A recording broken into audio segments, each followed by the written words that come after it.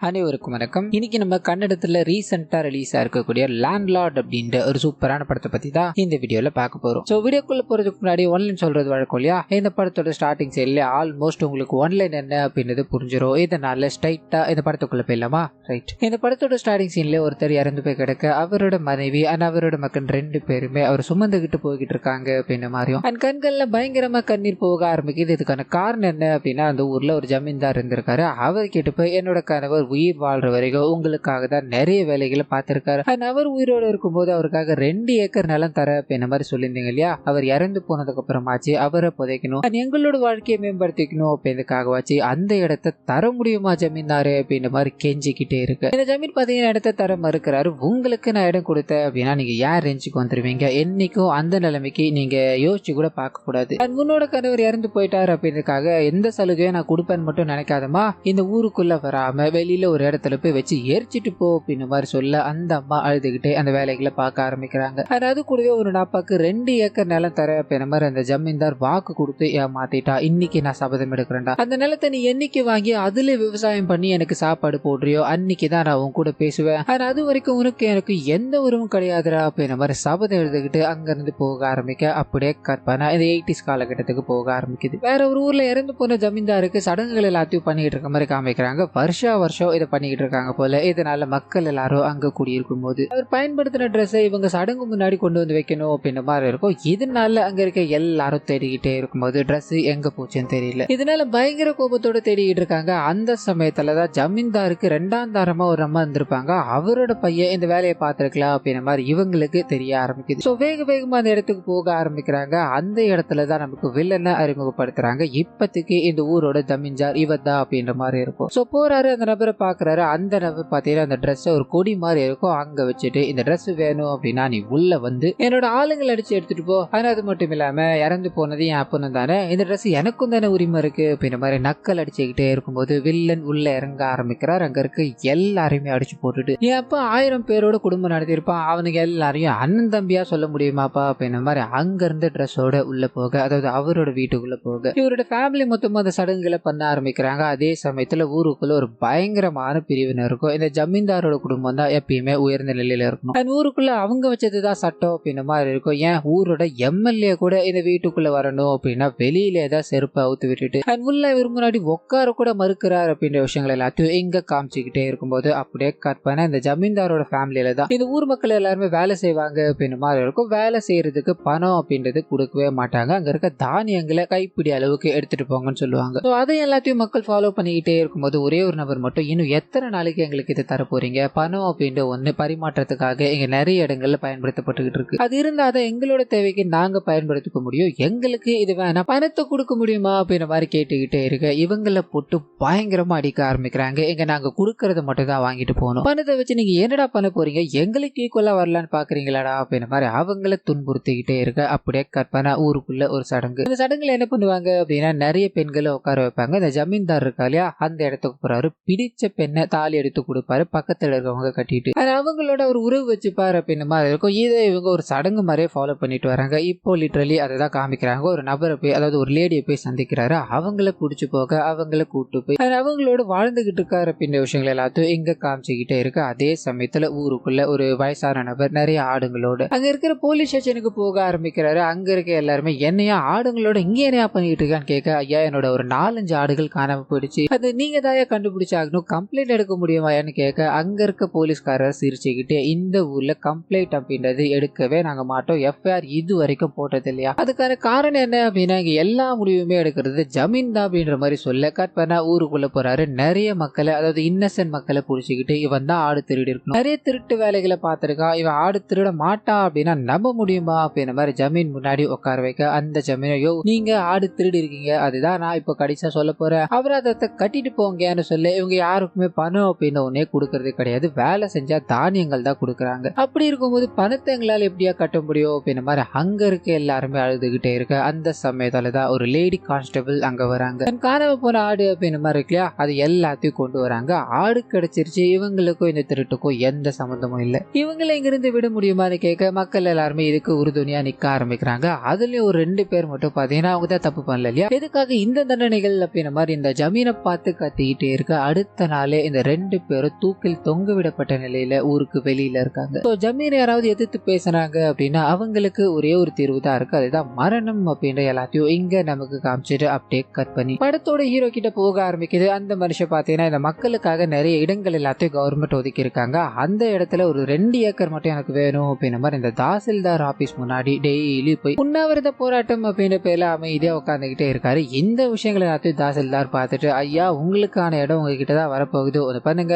ஊருக்கு போய் ஜமீன் இருக்கா இல்லையா அவர்கிட்ட சைனை மட்டும் வாங்கிட்டு வாங்க, மிச்சம் எல்லாத்தையும் நான் பாத்துக்கிறேன், உங்களுக்கு கண்டிப்பா இடம் இருக்கியா அப்படின்ற மாதிரி சொல்லி அனுப்ப இவர் அங்கிருந்து கிளம்பி வீட்டுக்கு போக அப்பதான் இவரோட ஃபேமிலி நமக்கு அறிமுகமாகுது. சோ இவரோட மனைவி அண்ட் கொஞ்ச நேரத்துக்கு முன்னாடி ஒரு லேடி போலீஸா காமிச்சாங்க இல்லையா அவங்க தான் இவங்களோட பொண்ணு அப்படின்ற விஷயங்கள் எல்லாத்தையும் இங்க காமிக்கும் போது அழகான ஒரு பாடல் போக ஆரம்பிக்குது. இந்த பாடலோட முடிவுல இவங்களோட குடும்பம் எவ்வளவு அந்நுண்ணியமா இருக்கு அப்படின்ற விஷயங்கள் எல்லாத்தையும் நமக்கு காட்டி முடிக்கிறாங்க. அப்படியே கரெக்டா ஜமீன் கிட்ட போய் சைன் வாங்கிட்டு வாங்க அப்படின்ற மாதிரி சொல்லியிருந்தாங்க இல்லையா அந்த வேலைகளை பார்க்கணும் அப்படின்ற மாதிரி போக ஜமீனுக்கு இதை பார்த்துட்டு செம்ம காண்டாகுது. நம்ம கூட அதாவது நமக்கு கீழே வேலை செய்யறவனுங்க இப்போ நிலத்தை கேட்டு வந்துட்டானுங்களா அப்படின்ற மாதிரி இதெல்லாத்தையும் தர முடியாது, உங்களால முடிஞ்சதை பார்த்துக்கோங்கடா அப்படின்ற மாதிரி முறைக்கு அனுப்பி வைக்க இந்த விஷயத்தை ஹீரோ கவனிக்கிறாரு. நம்ம நிறைய கனவுகளோடு வந்தோம், அந்த இடம் வந்தது அப்படின்னா நம்மளோட வாழ்க்கை செட்டில்ட் ஆயிடும்னு நினைச்சோம், ஆனா இது எதுவுமே நடக்காம போயிடுச்சு, என்ன பண்ண போறோமோ அப்படின்ற மாதிரி ஜமீனை எதிர்த்து ஒரு வார்த்தை கூட பேசாம அங்க இருந்து போறாரு. தன்னோட மக்களோட உட்காந்துகிட்டே இருக்கும்போது கண்கள் கலங்க ஆரம்பிக்குது. இந்த சீன் அப்படியே கட் பண்ணி இவரோட பொண்ணு கிட்ட போக ஆரம்பிக்குது. இவரோட பொண்ணு பாத்தீங்கன்னா ஒருத்தர் காதலிக்கிறாங்க அப்படின்ற மாதிரி இருக்கும். ஸோ அவரை தனிமையில சந்திச்சு பேசிக்கிட்டு இருக்காங்க அப்படின்னு எல்லாத்தையும் நமக்கு இங்க காமிச்சிட்டு இன்னொரு பக்கத்துல அதே ஊரை சேர்ந்த ஒரு குடிகாரரை காமிக்கிறாங்க. அவரோட பொண்ணுக்கு பாத்தீங்கன்னா பார்வை இல்லாம இருக்கும். இதனால டாக்டர் போய் கேட்கும் போது உங்களோட பொண்ணு நீங்க எங்க கூட்டு போனாலும் சரி உங்க பொண்ணுக்கு பார்வை வராது அப்படின்னு மாதிரி சொல்லி அனுப்ப இவரோட மனம் கலங்க ஆரம்பிக்குது. இவருக்கு சொந்தமா ஒரு சின்ன இடம் இருக்கும், அந்த இடத்தோட பத்திரத்தை எடுத்துக்கிட்டு ஸ்ட்ரைட்டா ஹீரோவை சந்திக்க போறாரு அப்படின்னு மாதிரி இருக்கும். இன்னும் கொஞ்ச காலம் தான் நான் உயிரோட இருப்பேன்னு நினைக்கிறேன், என் பொண்ணுக்கு நான் போயிட்டா எங்க உலகத்துல யாருமே கிடையாது, நீங்க என் பொண்ணு உங்களோட பொண்ணு மாதிரி பாத்துக்கிட்டு இருக்கீங்க இல்லையா இதனால இதை நீங்க ஏத்துக்கணும், நீங்க இந்த இடத்த வாங்கிக்க முடியுமான்னு கேட்க அவங்க ஒரு நிபந்தனையோட வாங்கிக்கிறாங்க. ஆழ்ந்த சிந்தனைக்கு அப்புறமா வாங்கிக்கிறாங்க. அது என்ன அப்படின்னா நாங்க இந்த இடத்தை எடுத்துக்கிறோம், ஆனா உங்ககிட்ட நாங்க இந்த இடத்த எடுத்துக்கான காசை கொடுக்க மாட்டோம், உங்களோட பொண்ணு பேர்ல நாங்க அக்கௌண்ட்ல டெபாசிட் பண்ணிடுவோம் அப்படின்ற மாதிரி சொல்ல இது இவருக்கு சரின்னு படுது. இதனால இவங்களோட நிலத்தை மாத்திக்கிறாங்க அப்படின்ற விஷயங்கள் எல்லாத்தையும் எங்க காமிச்சுக்கிட்டே இருக்க அதே சமயத்துல வில்லன் ஒரு பொண்ணு கூட உறவுல இருக்காரு அப்படின்ற மாதிரி காமிச்சாங்க இல்லையா அந்த லேடியும் பாத்தீங்கன்னா இவரோட கொஞ்சம் கீழ் சமூகத்தை சேர்ந்தவங்கள தான் இருப்பாங்க. இவர்கிட்ட இருந்து கொஞ்சம் இடத்த வாங்கி அங்க இவர் தயவால வாழணும் அப்படின்ற மாதிரி ஆசைப்பட்டுக்கிட்டு இருக்காங்க.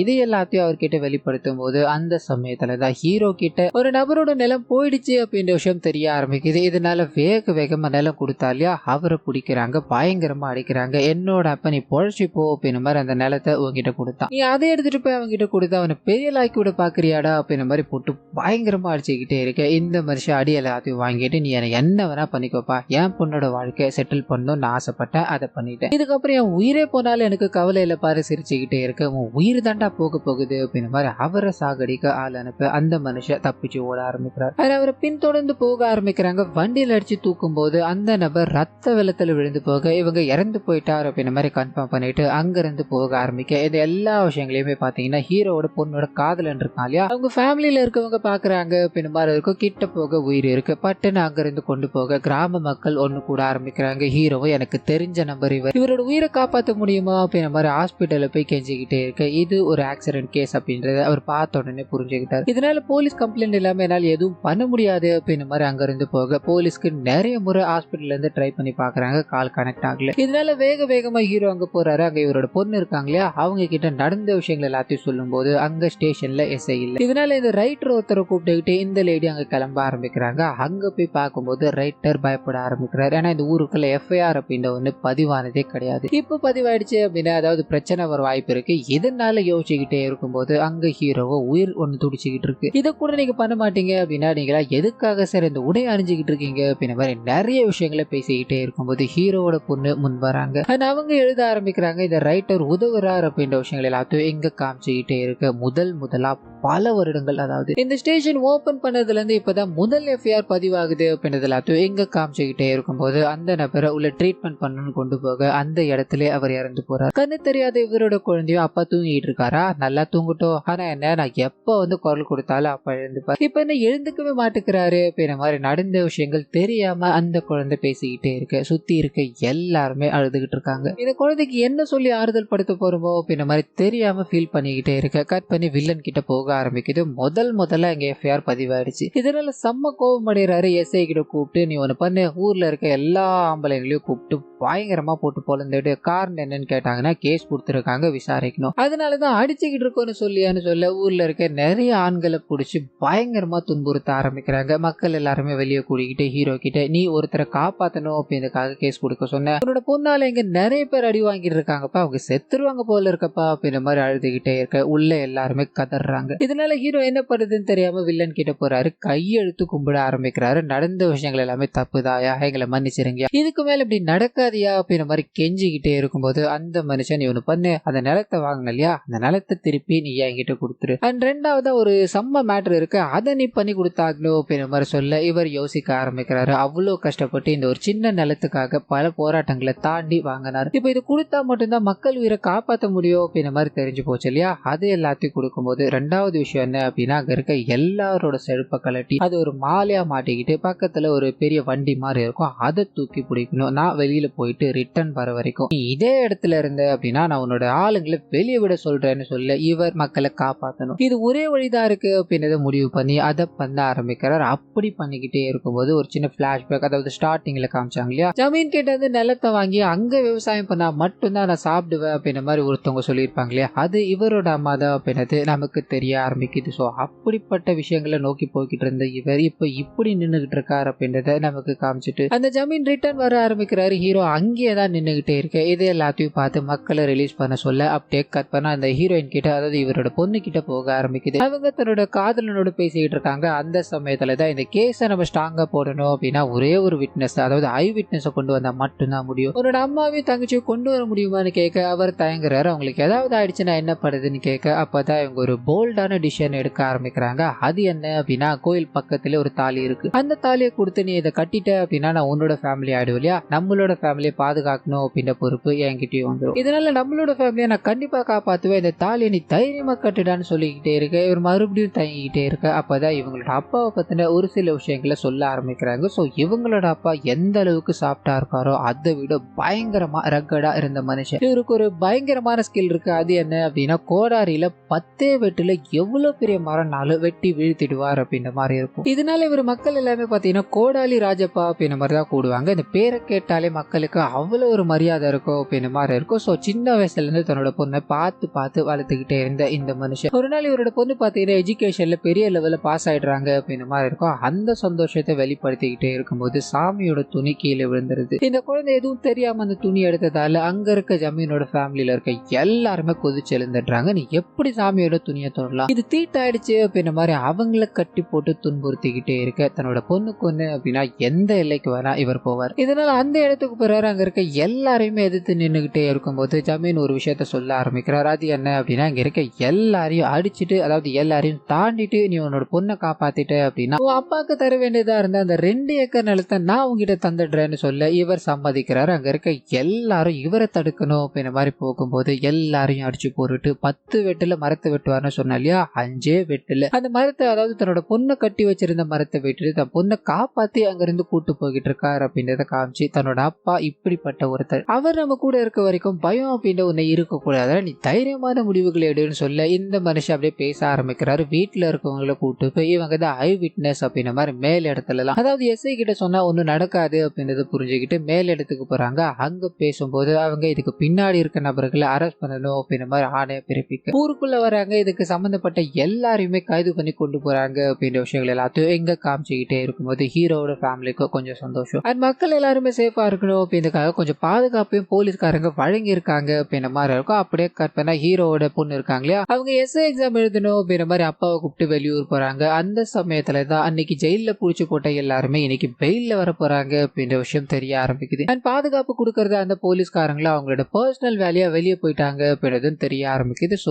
ஏதோ ஒண்ணு நடக்க போகுது அப்படின்ற மாதிரி உணர்ந்த அவங்க, அப்ப நீங்க வேகமா ஊருக்கு போங்கப்பா, நான் போய் பெரிய பெரிய ஆபீசர்ஸ் எல்லாம் கூப்பிட்டு வர அப்படின்ற மாதிரி கிளம்ப ஆரம்பிக்க அப்படியே கட் பண்ணா ஊருக்குள்ள மட்டுமல்ல வந்த எல்லாருமே எங்களை நீங்க ஜெயிலுக்கு அனுப்பிட்டீங்க, இதனால மௌன ஒருத்தம் கூட உயிரோடு இருக்க கூடாதுரா அப்படின்ற மாதிரி நிறைய ஆளுங்களோட, அதாவது தீப்பந்தங்களோட அந்த இடத்துக்கு வர ஆரம்பிக்கிறாரு. கண்ணில் படுற எல்லாரையுமே போட்டு அடிச்சுக்கிட்டே இருக்கு. அதே சமயத்துல சாட்சி சொன்ன அந்த ஃபேமிலி இருக்குல்லையா, அவங்களுக்கு பயங்கரமான கொடுமைகள், அவங்கள ரத்த காயங்களோட உட்கார வச்சு அணுவணுவா சித்திரவதை பண்ணிக்கிட்டு இருக்காங்க அப்படின்ற விஷயங்கள் எல்லாத்தையும் இங்க காமிச்சுக்கிட்டே இருக்கும்போது கட் பண்ண அந்த கண் தெரியாத சின்ன குழந்தை இருக்கு இல்லையா, அது எங்க போறதுன்னு தெரியாம மக்கள் எல்லாருமே ஓடி ஒளிஞ்சிட்டாங்க. இதனால பொறுமையா நடந்து போய்கிட்டே இருக்கும்போது வில்லன் கேங் இந்த குழந்தைய பார்க்க ஆரம்பிக்கிறாங்க. நீங்க தப்பிச்சு போனீங்கன்னா என்ன, கையில கிடைக்கிறவங்கள சாகடிப்ப பெருமாறு அந்த குழந்தைய வெட்டலான்னு போகும்போது தூரத்துல இருந்து ஒரு கோடாரி அவரோட கைய வெட்ட ஆரம்பிக்குது. கை துண்டாப்பு விழ ஆரம்பிக்குது அப்படின்ற ஒரு கொடூரமான விஷயத்த இங்க காமிச்சுக்கிட்டே இருக்கும்போது இங்க ஹீரோவோட என்ட்ரி அண்ட் முகத்தை எல்லாத்தையும் மூடிக்கிட்டு கையில அந்த கோடாரியோட என்ட்ரி ஆகுறாரு அப்படின்ற மாதிரி இருக்கும். சோ இது நேரம் வரைக்கும் பொறுமை காத்துக்கிட்டே இருந்த இந்த மனுஷன் இந்த இடத்துல வன்முறை மட்டும்தான் சரியானது அப்படின்ற மாதிரி உணர்ந்துகிட்டு அங்க இருக்க எல்லாரையுமே ரொம்ப கொடூரமான முறையில தாக்க ஆரம்பிக்கிறாரு. ரத்தம் செதறி ஒருத்தனும் இறந்து போய்கிட்டு இருக்கானுங்க அப்படின்றது எல்லாத்தையும் நமக்கு இங்க காமிச்சுக்கிட்டே இருக்கும்போது இதை பண்ணிக்கிட்டு இருக்கிறது யார் அப்படின்றது வில்லனோட கேங்குக்கு சுத்தமா புரியல. ஆனா ஒருத்தன் எதிர்த்து சண்டை போட்டுக்கிட்டு இருக்கான் அப்படின்றத மட்டும் புரிஞ்சுக்கிட்டாங்க. இதை தெரிஞ்சது அவங்க அடிபட்டு கிடக்குறா இல்லையா, அவன் பயங்கரமா சிரிக்க ஆரம்பிக்கிறா. வந்துகிட்டு இருக்கவும் உங்க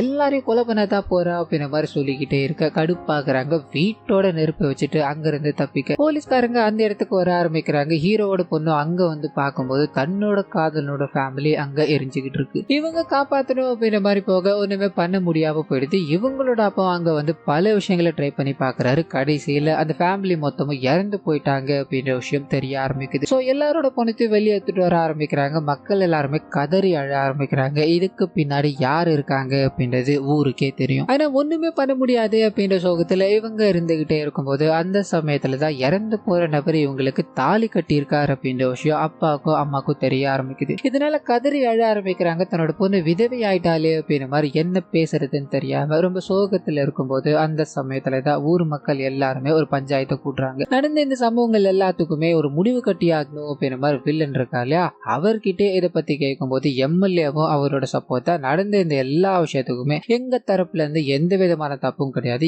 யாரோ ஒருத்தன் இதை பண்ணிட்டு போயிருக்கான் அண்ட் மாஸ்க் போட்டுக்கிட்டு எல்லாரையும் அடிச்சுட்டு போயிருக்கான், அவனை நம்ம பிடிச்சாகணும் அப்படின்ற மாதிரி மொத்த தப்பியுமே ஹீரோ இருக்கா இல்லையா, அவர் மாஸ்க் போட்டு வந்ததால அவரை தான் பண்ணிருக்காரு போல அப்படின்ற மாதிரி திருப்பி விடும்போது ஊர் மக்கள் எல்லாருமே இது இவங்க தான் பண்ணிருக்காங்க அப்படின்றது தெரியும். இருந்தாலும் மௌனமா போய்கிட்டே இருக்க. அதுலயும் ஒரு நபர் பாத்தீங்கன்னா ஐயா நீங்க சொன்னா கரெக்டா தான் இருக்கும் அப்படின்ற மாதிரி மௌனமா அங்க இருந்து நடக்க ஆரம்பிக்க இந்த விஷயம் ஹீரோக்கு சுத்தமா பிடிக்கல. அன்னைக்கு நைட்டு அவர்கிட்ட அதை பத்தி பேச ஆரம்பிக்கிறாரு. நம்ம போலீஸ் ஸ்டேஷன் போனா எல்லாம் சரியாக வாய்ப்பு இருக்கு இல்லையா அப்படின்ற மாதிரி அவர்கிட்ட சொல்லிக்கிட்டே இருக்கும்போது ஒரு சின்ன பிளாஷ்பேக் வந்து போக ஆரம்பிக்குது. இதே ஊர்ல போலீஸ் ஸ்டேஷன் முதல்ல வந்ததுக்கான காரணம் என்ன அப்படின்னா, இந்த ஜமீன்தாரை எதிர்த்து ஒரு நபர் பாத்தீங்கன்னா நின்றுட்டு இருந்திருப்பாரு. இந்த ஜமீன்தார் ஆந்திரால இருந்து இங்க நிறைய கட்டைகள் எல்லாத்தையும் கடத்துறாருன்னு இருக்கும். சோ இது எல்லாத்தையும் தான் கைவசப்படுத்தணும் அப்படின்னா முதல்ல இந்த ஜமீன்தாரை அடுக்கணும் அப்படின்றதுக்காக ஒரு நபர் பாத்தீங்கன்னா ஊர்ல நிறைய பெரிய பெரிய ஆபீசர்ஸ் கிட்ட எல்லாம் பேசி இந்த ஊர்ல ஒரு போலீஸ் ஸ்டேஷனை கொண்டு வராங்க. போலீஸ்காரங்க அதை திறக்கும் போது உள்ள ஒரு நபர் தூக்கிட்டு கிடக்கிறார். அவர் யார் அப்படின்னா இந்த கேஸ் எல்லாத்தையும் கொண்டு போனார் இல்லையா, அவரே தான். சோ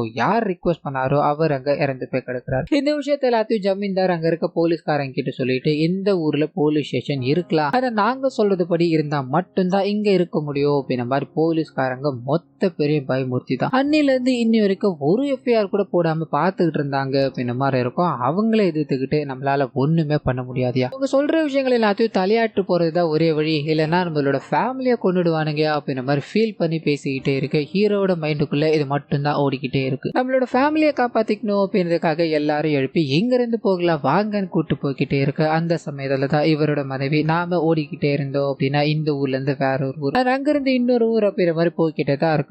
தப்பை எதிர்த்து கேட்டா மட்டும்தான் நம்மளால இங்க உயிர் வாழ முடியும். நம்மளை தாண்டி நம்மளோட பொண்ணு மேல அவன் கை வச்சிருவார பாக்கலாம் வாங்க அப்படின்ற மாதிரி இங்க இருந்து போகாம இவரை தடுக்கிறாங்க அப்படின்ற விஷயங்கள் எல்லாத்தையும் இங்க காமிச்சுக்கிட்டே இருக்கு. இதுக்கு அடுத்தடுத்த நாட்களை தன்னோட பொண்ணுக்கு அப்பா அம்மா காவலா இருக்க ஆரம்பிக்கிறாங்க அப்படின்ற மாதிரி இருக்கும். அந்த சமயத்துலதான் ஊருக்குள்ள ஒரு திருவிழா. இந்த திருவிழாவை பயன்படுத்தி அந்த லேடி போலீஸால தான் உள்ள பிரச்சனை இல்லையா, அவளை போட்டு தள்ளிடலாம் அப்படின்ற மாதிரி வில்லன் ஆளுங்க எல்லாரையும் அனுப்பிவிடும் போது அந்த சமயத்துலதான் இது நேரம் வரைக்கும் முகமூடி போட்டு அடிச்சுக்கிட்டு இருந்த ஒரு நபர் அப்படின்ற மாதிரி தான் வில்லனோட ஆளுங்களுக்கும் சரி வில்லனோட கேங்குக்கும் சரி தெரிஞ்சிருக்கும். இந்த வாட்டி அந்த நபர் யார் அப்படின்றது தெரிய ஆரம்பிக்குது. சோ ஹீரோ தன்னோட பொண்ணுக்கு ஒண்ணு அப்படின்னா எந்த எல்லைக்கும் போவாருன்னு இருக்கு இல்லையா, பயங்கரமான சண்டை. அந்த சண்டையோட முடிவுல நீ எங்களோட பொண்ணை எங்களை தாண்டி தொடுறா பார்த்தலாம் அப்படின்ற மாதிரி சொல்லிட்டு என்னோட கணவர் சாதுவா இருக்காரு சண்டை போடுறாரு அப்படின்ற மாதிரி மட்டும் நினைக்காத, பக்கத்து ஊர்ல போய் என்னோட கணவரை பத்தி கேட்டுப்பாரு. அவனுங்க சொல்லுவாங்க வருவானுங்கடா பக்கம் பக்கமா கதைகளை அப்படின்ற மாதிரி அங்க இருந்து போக ஆரம்பிக்க அப்படியே கற்பனா வில்லன் பக்கத்தூருக்கு போக ஆரம்பிக்கிறாரு. இவரோட பேரை சொன்னதோ அங்க இருக்க மக்கள் எல்லாருமே நாயகனை கடவுள் மாதிரி பாத்துக்கிட்டு இருக்காங்க அப்படின்ற விஷயம் தெரிய ஆரம்பிக்குது. இதெல்லாம் எங்க இருந்து ஸ்டார்ட் ஆயிருக்கும் அப்படின்னா அவங்க அந்த சண்டைகள் எல்லாத்தையும் போட்டுட்டு தன்னை பொண்ணு கூட்டு வந்தாருன்னு இருக்கு இல்லையா, அதனால ஜமீன் இவருக்கு 2 ஏக்கரை கொடுக்கிறார் அப்படின்ற மாதிரி இருக்கும். அந்த இடத்துல இவர் பயிர் வச்சு தானியங்கள் எல்லாத்தையும் விளைவிச்சுக்கிட்டே இருக்கும்போது இவரோட அம்மாக்கு ஒரு சின்ன சந்தோஷம். அண்ட் பையன்கிட்ட நம்ம மறுபடியும் பேச போறோமே அப்படின்ற சந்தோஷத்தோட கொஞ்சம் தானியத்தை கொடுத்து நீங்க மலை மேல இருக்க கோயிலுக்கு போய் பூஜை எல்லாத்தையும் பண்ணிட்டு வாங்க,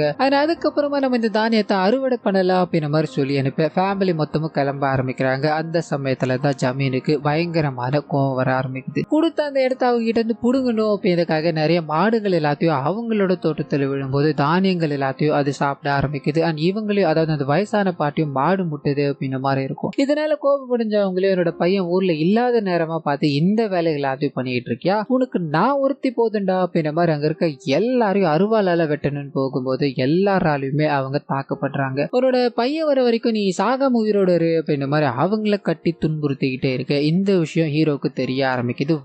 வேகமா அங்க வந்து தன்னோட அம்மாவை பார்க்கும்போது சாகர தருவாயில இருக்காங்க. அண்ட் கோபமடைய ஆரம்பிக்கிறாரு. அங்க இருக்க எல்லாரையும் கொடூரமான முறையில வெட்டி சாய்க்கும் போது இதுல அந்த ஜமீன்தாரும் இறந்து போறாரு அப்படின்ற மாதிரி இருக்கும். சோ பயங்கரமான தப்பு எல்லாத்தையும் பண்ணிட்டு இந்த மனுஷன் ஒரு முடிவு எடுக்கிறார். அது என்ன அப்படின்னா அவரோட ஃபேமிலிக்காக ஒழுங்கா வாழணும் அப்படின்றதா. இதனால பண்ண பாவங்கள் எல்லாத்துக்குமே தண்டனைகள் எல்லாத்தையும் அனுபவிச்சுட்டு வந்துட்டு இதுக்கு மேல அந்த ஊர்ல இருக்கக்கூடாது அப்படின்ற மாதிரி முடிவு பண்ணிதான் இங்க வந்து ஒரு புது வாழ்க்கையை ஆரம்பிச்சிருக்காரு. சோ இந்த விஷயங்கள் எல்லாமே வில்லன் கேங்க்கு தெரிய ஆரம்பிச்சது. அவங்க என்ன பண்ணலாம் அப்படின்ற மாதிரி யோசிக்கிறாங்க. அந்த சமயத்துலதான் வில்லன் ஒரு பொண்ணோட தொடர்புல இருக்காருன்னு இருக்கு இல்லையா, அந்த பொண்ணு பிரெக்னெண்டா இருப்பாங்க. அவங்கள கொலை பண்ணி இதை ஹீரோ தான் பண்ணாரு அப்படின்ற மாதிரி திருப்பி விட போலீஸ்காரங்க அவரை கைது பண்ணி லாக்அப்ல தள்ள ஆரம்பிக்கிறாங்க. அதே சமயத்துல ஊர்க்காரங்க எல்லாமே பாத்தீங்கன்னா அந்த ஜமீனோட வீட்டுக்கு வேலைக்கு போக கூடாது அப்படின்ற மாதிரி முடிவு எடுத்திருப்பாங்க. இதனால ஜமீன் என்ன பண்றாரு அப்படின்னா வெளியூர்ல இருந்து ஆளுங்க எல்லாத்தையும் இறக்கி விட்டுட்டு நீங்க இல்லைன்னா என்னடா நீங்க எல்லாம் எனக்கு ஒரு ஆளே கிடையாது அப்படின்னு தோரணையில இவங்களுக்கு எந்த பொருட்களையுமே கொடுக்க மறுக்கிறாங்க அப்படின்ற மாதிரி இருக்கும். கடைக்கு போய் சின்ன பொருள் வாங்கணும்னா கூட இவங்களை அடிச்சு துன்புறுத்திக்கிட்டு இருக்காங்க அப்படின்ற விஷயங்கள் எல்லாத்தையும் இங்க நமக்கு காமிச்சுக்கிட்டே இருக்க. இந்த விஷயங்கள் எல்லாமே ஜெயில இருக்க ஹீரோ கேள்விப்பட ஆரம்பிக்கிறாரு. ஃபீல் பண்ணிக்கிட்டே இருக்க.